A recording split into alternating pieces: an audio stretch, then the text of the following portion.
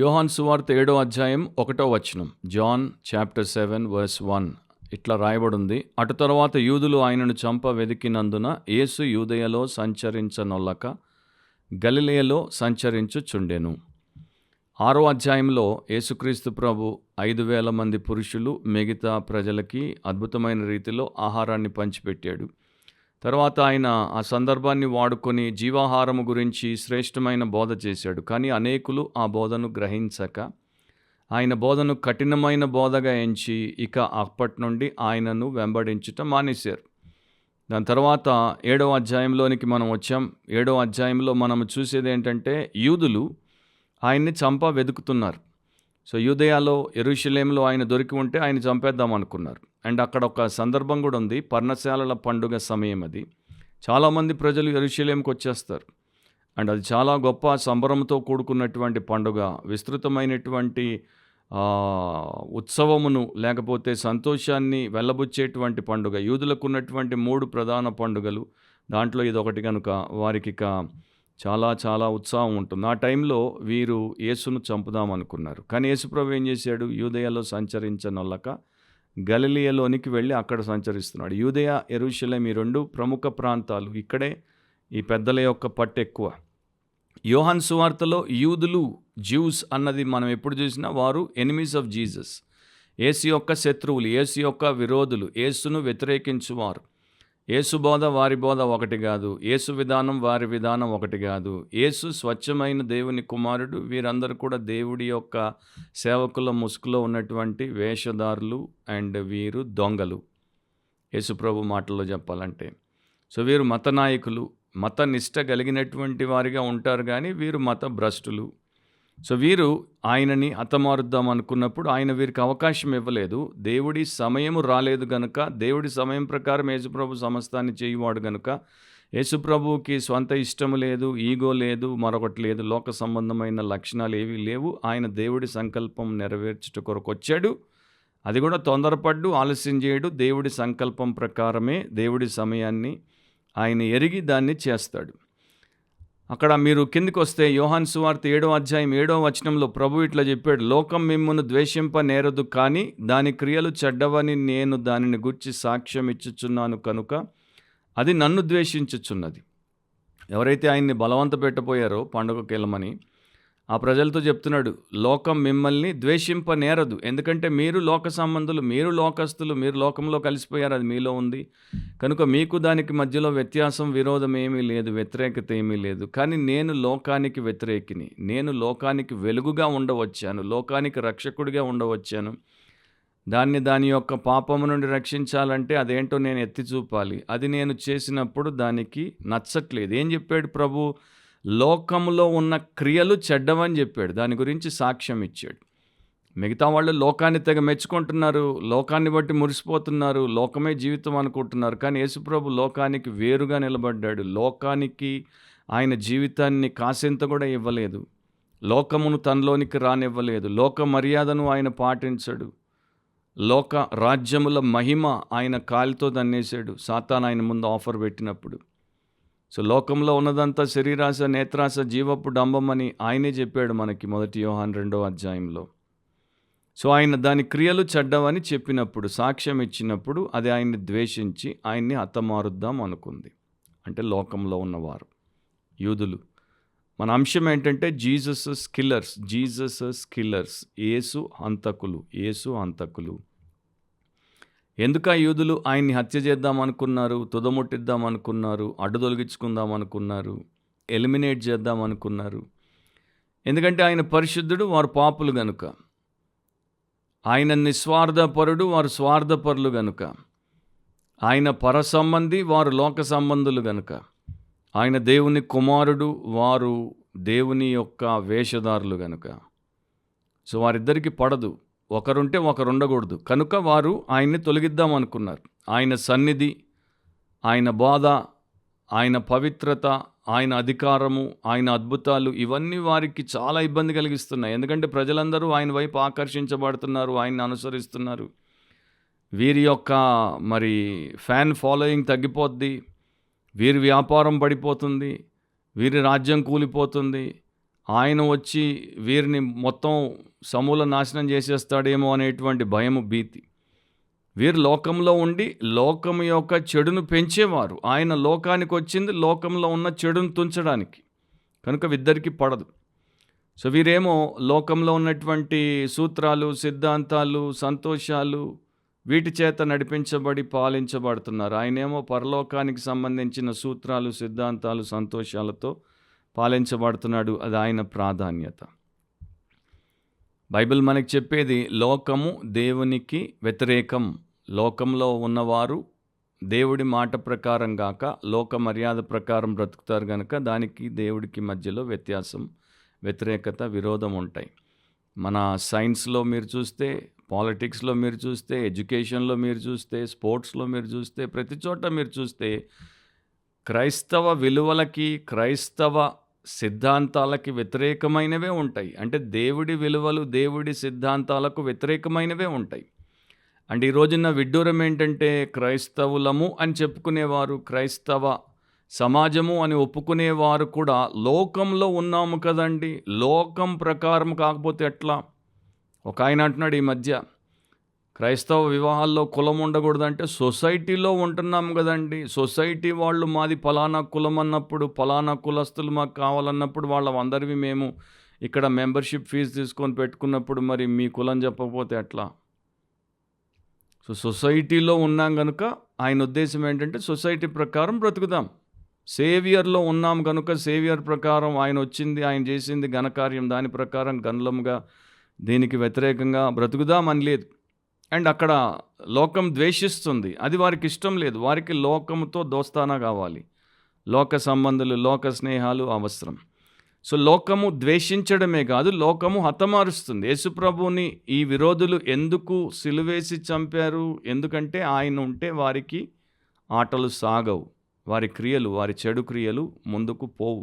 కనుక ఆయన అడ్డు తొలగించుకున్నారు. అండ్ ఈ రోజున ప్రపంచంలో చెడు పెరిగిపోతూనే ఉంది, ద్వేషం పెరిగిపోతూనే ఉంది. మంచిని ద్వేషించేవారు ఎక్కువైపోతున్నారు. కిరాతకులు మంచివారిని, అంటే సన్మార్గములో నడిచే మర్యాదస్తులను అడ్డు తొలగించుకోవాలనుకుంటారు. ఒక ప్రముఖ పట్టణంలో ఒక ఆయన పోలీస్ అధికారిగా పనిచేశాడు. 27 సంవత్సరాలు ఆయన ఫిలడెల్ఫియా పోలీస్ ఫోర్స్లో పనిచేసిన తర్వాత ఇట్లా చెప్పాడు ఒకసారి, ఈ పట్టణంలో, ఈ దేశంలో రోజు రోజుకి పాపం పెరిగిపోతుంది, ద్వేషం పెరిగిపోతుంది. మొన్నే ఒక ఆయన చర్చికి నడుచుకుంటూ పోతుంటే వెనక నుండి ఇద్దరు వచ్చి ఆయన గొంతు కోసేశారు. ఆయనకి వారికి సంబంధమే లేదు, ఆయన చర్చికి పోవడం పాపం అయిపోయింది. సో వారు వచ్చి ఆయన్ని చర్చి ముందే కోసి చంపేశారు. దాని తర్వాత ఒక మనిషి ఒక వీధి మూలన నిలబడి ఉంటే కొంతమంది పిల్లకాయలు అక్కడికి వచ్చి ఒక్కసారి ఆయన మీద దాడి చేసి ఆయన కొట్టి చంపేశారు. ద్వేషం. ఒక చిన్న పాప మరి నడుచుకుంటూ తన ఇంటి ముందు నుండి పోతున్నప్పుడు ఇంకో పిల్లోడు అక్కడే అదే వీధిలో చివర్లో ఉంటాడు, వాడు వెనక నుండి వచ్చి పొడిచేసి పోయాడు. అండ్ ఇక స్కూల్కి తుపాకులతో వచ్చి టీచర్లని, తోటి విద్యార్థులను ఎడాపెడా చూడకుండా కాల్చి చంపేసే మూకలున్నాయి. చెడు పెరిగిపోతుంది, వాడిలో మంచి లేదు కనుక వాడు ఎదుట మంచిని సహించడు. ఈ యేసు హంతకులు కూడా అదే పని చేశారు. అండ్ వీరికి ఇంకో కారణం కూడా మనకి యేసుప్రభు చూపించాడు. యోహాను సువార్త 5వ అధ్యాయం 17-18 వచనాల్లో, అయితే యేసు, నా తండ్రి ఇది వరకు పని చేయుచున్నాడు, నేనును చేయుచున్నానని వారికి ఉత్తరం ఇచ్చాను. ఆయన విశ్రాంతి దినాచారం మీరుట మాత్రమే గాక దేవుడు తన సొంత తండ్రి అని చెప్పి తన్ను దేవునితో సమానునిగా చేసుకొనును గనుక ఇందు నిమిత్తమును యూదులు ఆయనను చంపవలనని మరి ఎక్కువగా ప్రయత్నము చేసిరి. సో సేమ్ యూదులు, యేసు విరోధులు, యేసు హంతకులు ఎందుకు ఎక్కువగా ఆయన మీద పగబట్టారు? 2 కారణాలు ఇక్కడ రాయబడ్డాయి. యేసుప్రభు చెప్పాడు. ఒకటి, దేవుడిని తన తండ్రి అని ఆయన సాక్ష్యం ఇచ్చాడు. నేను దేవుడి కుమారుడను అని దేవుడితో సరి సమానుడిగా చేసుకునేసరికి అది వారి యొక్క దృష్టిలో, యూదుల దృష్టిలో అది బ్లాస్ఫమీ, దేవదూషణ. యోహాను 8లో కూడా ఆయన్ని రాళ్లతో కొట్టి చంపబోయారు. సో దేవదూషణ చేశాడు ఒకటి. రెండవది, విశ్రాంతి దినం సబ్బాతును ఆయన ఆచరించలేదు. ఆ రోజున ఆయన మేలు చేశాడు. యోహాను సువార్త 5వ అధ్యాయంలో చదివితే 38 ఏళ్లుగా వ్యాధి కలిగి బెతెస్దా కొలను దగ్గర పడి ఉన్నటువంటి ఒక మనిషిని విశ్రాంతి దినమున స్వస్థపరిచాడు. 38 ఏళ్ళు ఆ వ్యక్తి లేచి నిలబడి నడవలేడు, పరిగెత్తలేడు, పడున్న చోటే పడున్నాడు. వాడికి ఎంతో గొప్ప మేలు చేశాడు. ఆ వ్యక్తి యొక్క జీవితపు రూపురేఖలు మార్చేశాడు యేసుక్రీస్తు ప్రభు. అది సబ్బాతు దినాన్న, విశ్రాంతి దినాన్న. అది వీరికి నచ్చలేదు. వీరు ఆ పని చేయలేరు. 38 ఏళ్ళు వాడిని చూస్తూనే ఉన్నారు. వీరు వాడిని కాసింత లేపి కూర్చోబెట్టలేదు. కానీ యేసు వాడిని స్వస్థపరిస్తే ఎంత సంతోషించి, ఎంత వీరు ఆయన చేసిన మంచిని ఆహ్వానించి, అతిశయించి, ఇంకా అట్లాంటి వారికి ఈయన ద్వారా మేలు కలుగునుగాక అని అనకుండా ఆయన్ని అడ్డుదొలగిద్దాం అనుకున్నారు. సో 2 విషయాలను బట్టి ఆ 2 కూడా సత్యములే. ఆయన వచ్చింది సబ్బాతు దినాన్న రక్షణ కార్యములు కొనసాగించడానికి. అందుకే అంటున్నాడు, నా తండ్రి పని చేస్తున్నాడు. 6 దినాలు దేవుడు పనిచేశాడు, 7వ దినమున విశ్రమించాడు. దేని నుండి విశ్రాంతి తీసుకున్నాడు? God rested from creation. అంటే ఇక సృష్టిని ఇంకా చేయకుండా విశ్రాంతి తీసుకున్నాడు. కానీ God never rest from redemption. మనిషిని విమోచించే విషయంలో దేవుడు ఎప్పుడు విశ్రాంతి తీసుకోడు. దేవుడు 7 దినాలు పనిచేస్తాడు, 24 గంటలు పనిచేస్తాడు, సంవత్సరం అంతా పనిచేస్తాడు ఒక్క పాపిని వెతికి రక్షించుటకు. సో రక్షించుటకు యేసుక్రీస్తు ప్రభు విశ్రాంతి దినాన్న విశ్రాంతి తీసుకోడు. మనం కూడా ఇప్పుడు నా సబ్జెక్ట్ కాదు, కానీ మరొకసారి ఎప్పుడైనా చెప్పినప్పుడు డీటెయిల్గా చెప్తాను. సబ్బాతు ఇశ్రాయేలీయులు ఒక రకంగా, అండ్ ప్రభు దినపు ఆరాధనలో క్రైస్తవులు మరో రకంగా చేయాల్సినటువంటి అంశాలు ఉన్నాయి. అవి వాక్యంలో రాయబడ్డాయి, వాటిని మనం తెలుసుకోవాలి. మనము క్రైస్తవులముగా ప్రభు దినమందు ప్రాపంచికమైన పనుల నుండి విశ్రమించాలి, ప్రభు పనుల నుండి కాదు. అంటే మన స్వంత పనులను మనం మానేసి ఆయన పనులను మనం చేయాలి. ఆ రోజున మనము కనికరము చూపొచ్చు, ఆ రోజున మనం రోగులను సందర్శించవచ్చు, ఆ రోజున మనం సువార్త చెప్పచ్చు, ఆ రోజున సభలు మనం పెట్టుకొని సాక్ష్యాలు ఇవ్వచ్చు. దేవుడి పనులు చేయాలి. ఒక వ్యక్తి రక్షించబట్టకు, ఒక వ్యక్తి క్రీస్తునందు బలపరచబట్టకు, విశ్వాస సంబంధముగా అతడు ఉండుటకు, అతన్ని ప్రోత్సహించుటకు మనం దేవుడి పనులు చేయాలి. సో యేసుప్రభు అది చేస్తుంటే వీరికి ఇబ్బంది అయింది. కానీ యేసుప్రభు మత్తయి సువార్త 12:8 ఒక సత్యం చెప్పాడు. వీరికే చెప్పాడు, వీరు గ్రహించలేదు. కాగా మనుష్య కుమారుడు విశ్రాంతి దినమునకు ప్రభువు అయి ఉన్నాడు నేను. సో ఆయన విశ్రాంతి దినానికి ప్రభు, ఆయన చిత్తం విశ్రాంతి దినాన్ని అందరూ చేస్తారు. ఆయన వారిని ఆ ప్రకారము దీవించుట ఆయన ఉద్దేశం కనుక ఆయన పని చేస్తాడు.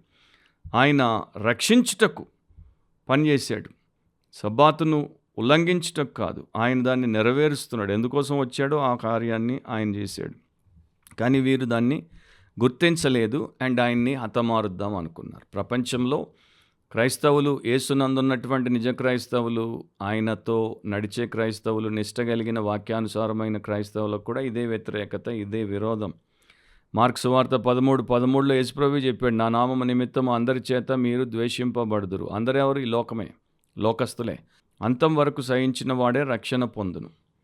సో మిమ్మల్ని నా నామం నిమిత్తం అందరూ ద్వేషిస్తే మీరు బాధపడొద్దు, కృంగిపోవద్దు, లొంగిపోవద్దు అండ్ విరోధం పెట్టుకోవద్దు, దూషించొద్దు. మీరు ప్రార్థించండి, ప్రేమించండి, పరిచర్య చేయండి. మీ ఇంటి వారు ద్వేషించవచ్చు, మీ పొరుగువారు ద్వేషించవచ్చు, మీ బంధువర్గం ద్వేషించవచ్చు, మీ సంఘంలోనే కొంతమంది మీ మీద పీకల దాకా కోపం పెట్టుకొని ద్వేషించవచ్చు. ఎందుకంటే వాళ్ళు చండాలులు, మీరేమో పరిశుద్ధులు కనుక. అట్లా వారిని దేవుడికి విడిచిపెట్టి వారి రక్షణ, వారి మార్పు కోసం ప్రార్థించండి. మీరు ప్రభు పనుల్లో ఏమాత్రం వెనక్కి తగ్గక, ఏమాత్రం ఉత్సాహాన్ని విడిచిపెట్టక, రోషాన్ని విడిచిపెట్టక ముందుకు సాగండి. యేసు అట్లాగే ముందుకు సాగాడు.